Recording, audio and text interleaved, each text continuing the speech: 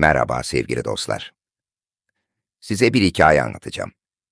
Belki de içinde kendinizi, belki de yıllardır sormadığınız bir soruyu bulursunuz. Dinlerken hayatın ne kadar da basit ve bir o kadar da karmaşık olduğunu fark edeceksiniz. Bir sabah, yaşlı bir bilge, ormanda bir ağacın gölgesine oturmuş, sessizliği dinliyordu. Bu sırada, kuru bir dalda tünemiş ve hüzünle ağlayan bir karga gördü. Şefkatle yaklaşıp sordu. "Neden ağlıyorsun?" Karga hüzünle dolu bir sesle cevap verdi. "Ben tüm yaratıkların en zavallısıyım. Çocuklar bana taş atıyor. Köpekler beni kovalıyor. Simsiyah tüylerinle insanlar benden nefret ediyor. Keşke hiç var olmasaydım."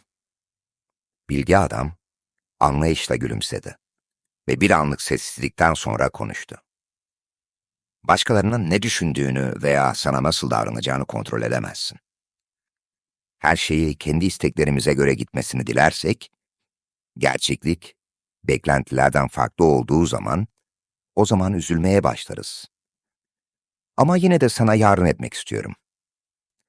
Sevgili karga, acılarına belki son verebilirim. Söyle bana, doğanı değiştirmek gücün olsaydı, ne olmayı seçerdin?"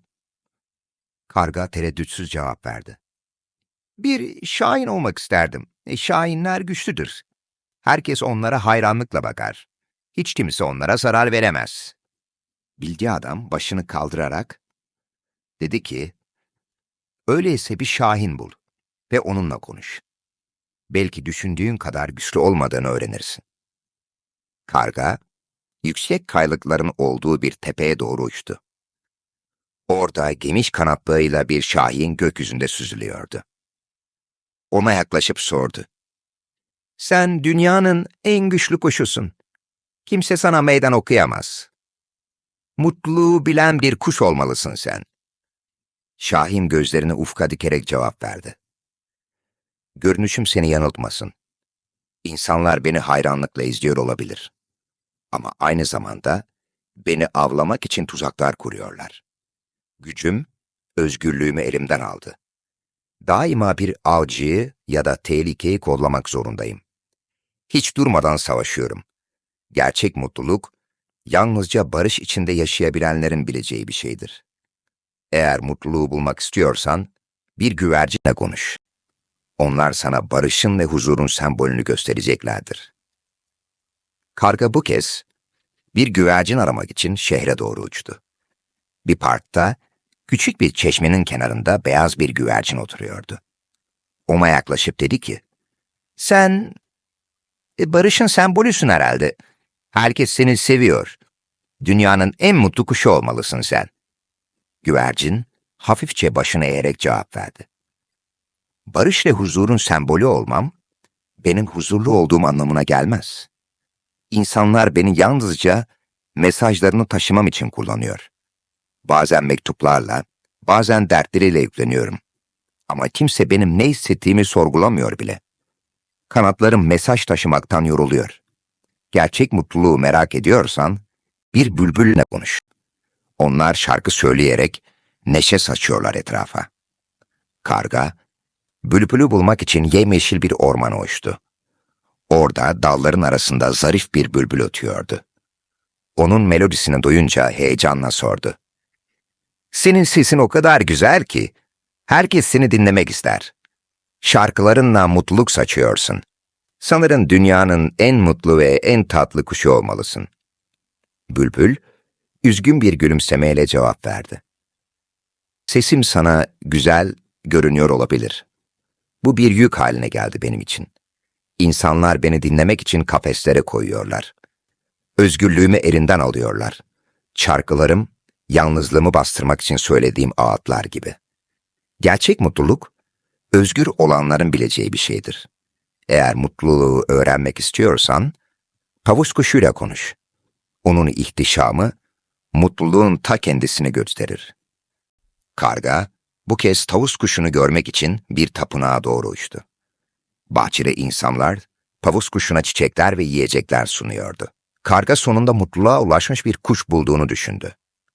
Kalabalık dağıldığında, Tavus kuşuna yaklaşıp dedi ki, "Sevgili tavus kuşu, sen o kadar güzelsin ki, binlerce insan seni görmek için buraya geliyor. Oysa insanlar beni gördüklerinde korkup kaçıyorlar. Dünyanın en mutlu kuşu sen olmalısın sanırım." Tavus kuşu derin bir iç çekerek cevap verdi. Ben de bir zamanlar dünyanın en güzel ve mutlu kuşu olduğumu düşünürdüm. Ama güzelliğim yüzünden bana ibadet ediyorlar. Ama bu bir hayranlık hapishanesi. Rengarenk tüylerimi yoluyorlar ve bu çok acıtıyor. Üstüne bir de dans etmeye zorluyorlar beni. Ne hayal ettiğimi biliyor musun sevgili karga? Özgürce uçmayı hayal ediyorum. Kendi yolumu seçmeyi hayal ediyorum. Seni gökyüzünde süzülürken, istediğin yere giderken gördüğümde kalbim kıskançlıktan çatlıyor. Keşke ben de senin gibi özgür olabilseydim. Karga şaşkına döndü ve sordu. Nasıl olur? Sen ihtişamlı bir kuşsun, bense sadece sıradan bir kargayım. Tavus kuşu dedi ki, İşte bu senin özgürlüğün. Kimse seni kafese kapatmıyor. Tüylerin senin özgürlüğün. Mutluluksa özgür olmayı fark etmektir. Karga, bilge adamın yanına doğru döndüğünde bir başka kargaydı artık. Bilge, onun yüzündeki değişimi fark etti. Anladın mı diye sordu Bilge. Karga, sessizce başını salladı. Şahin'in gücü onu yoruyor. Güvercinin barışı onu sıkıştırıyor. Bülbülün sesi yalnızlığını örtüyor. Tavus kuşunun güzelliği ise onu zincirliyor. Bense hep özgürdüm. Sadece bunu göremeyecek kadar kördüm. Bilge adam tebessüm etti. Bilge, karganın yanına oturarak şunları söyledi. En derin hapishane, kıyaslamalardan. En güçlü zincirler, kıskançlıktan yapılmıştır. Ve Nietzsche der ki, hayatın anlamı, acıya katlanmak değil, ona anlam yüklemekten geçer. Seneca ise, mutluluk çok şeye sahip olmakla değil, az şeye ihtiyaç duymakla geçer.